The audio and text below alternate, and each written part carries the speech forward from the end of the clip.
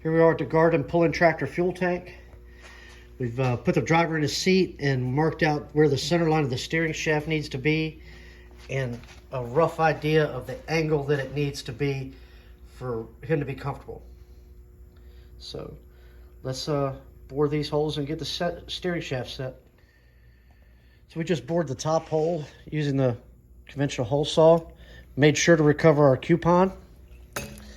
Now what we've done is we've taken and marked the angle down, and we knew the distance to the bottom of the tank, which allowed us to set a horizontal line at the bottom of the tank. We then measured for center, and we're just going to do another round hole right there, and we'll use files and die grinder to make the shape that we need for the steering shaft to come through. We get the upper side of the arc to where we're very happy with it. When we slide the tube in, it nests in very nicely. So what I did is I laid a piece of poster board right onto our center line and then just took my thumb and worked my way around it. And that gave me a line. So I'm going to cut upon that line, and then we can just lay out the bottom side using it. That should make a nice ellipse to nest the tube really well and give me a nice weld joint. Taking our time with the hole saw, the rotary files, and our template, we've managed to notch and make a very nice tight weld joint. There should be no issue welding that and making it seal up. And now we're just going to do a test fit, make sure everything is still in the proper place, make sure the driver's going to be happy, and we'll go from there. There it is with the steering wheel on it, coming through. Everything's lining up. He's happy with it, so we'll move on and weld it.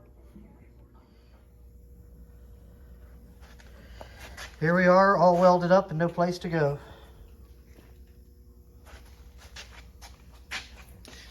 Same thing with the bottom side. And I welded up to here and reformed this edge a little bit with weld, and then file and sanded a little bit to give it a lip for the bearing to rest on. But we should be good to go. Next, we measured our steering box from the bottom of where the worm gear would go out through the top, and came up with a number in between to where we can cut this shaft and still have enough for a bottom section to work on the steering box, but give us enough shaft to come all the way through the fuel tank. So we're going to cut that and then start test fitting. So we're going to take our shaft here in the lathe and polish it up. We're also going to square and chamfer that end.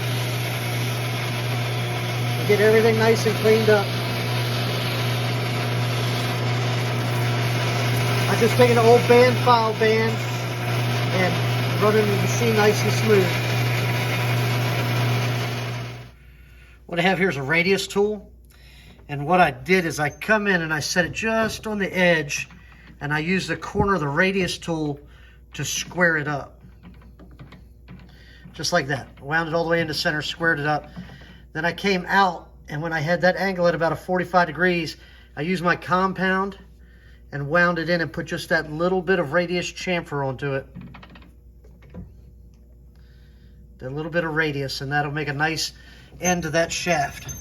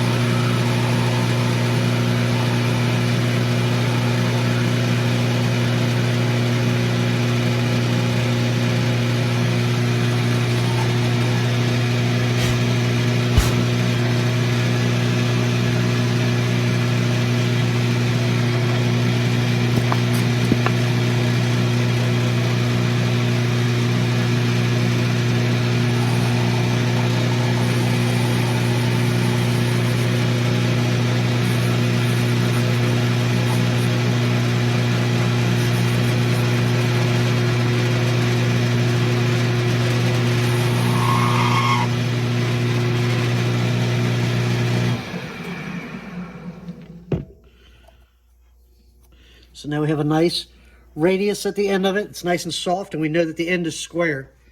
So now we can reuse that shaft for the new purpose. There we are, all welded up and mounted up. Now we're going to have to create a structure that comes up from here to support the front of the tank. We're probably going to have to reinforce this back pillar just a little bit, but we can also start reworking our steering so our steering can get to the right place around all of our shielding.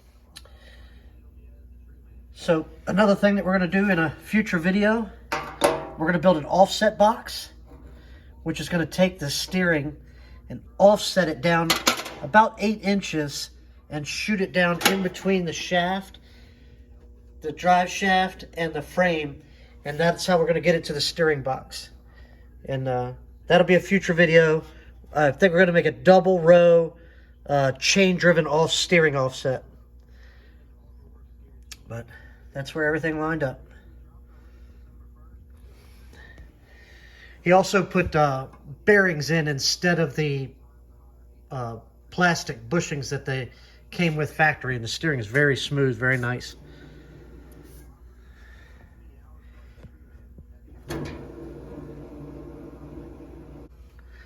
But that's how we did the through neck on the fuel tank, and the fuel tank will be sealed and be used on this tractor.